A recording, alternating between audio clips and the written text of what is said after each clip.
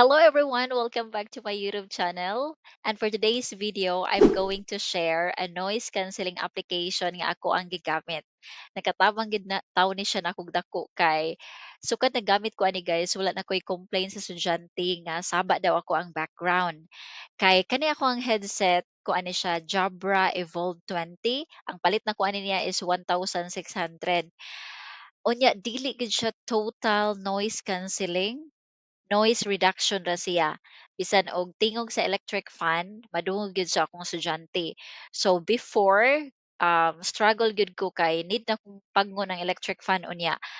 Kuan kanang labi na katong summer, kuan jud siya alimuot siya. So nagproblema ko ato nga time.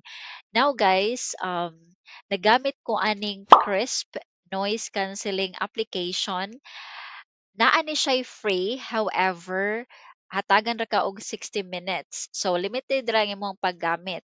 So karon kay naay gi-recommend ako ang friend nga magamit daw ani, and then as in total noise cancelling gyud siya.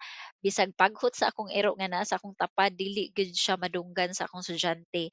And then naay magpa-music or naay magtabi duol nako while magklase ko, dili jud siya madunggan sa akong estudyante. Dili na mo complain akong estudyante karon so far.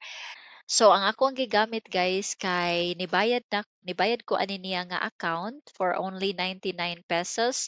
So lifetime na siya, and then total noise cancelling na gid siya.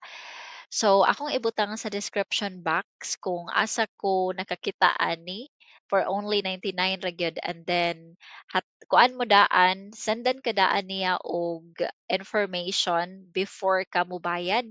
And then once makabayad na ka, i-assist ka niya unsaon pag-install nimo sa kani nga application. So kung ang inyong gigamit kay web-based, like pareha na mo kay web-based me. So wala mi gigamit nga application.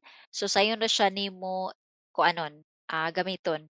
Unya sa Skype sad applicable pud siya, basta applicable siya sa tanan gyud. So karon, yes, wala na ko nagproblema, and then nagamit ko aning Crisp noise cancelling application. So that's all everyone. I hope nakatawang ko ninyo, and this is Teacher Sheng again. Goodbye.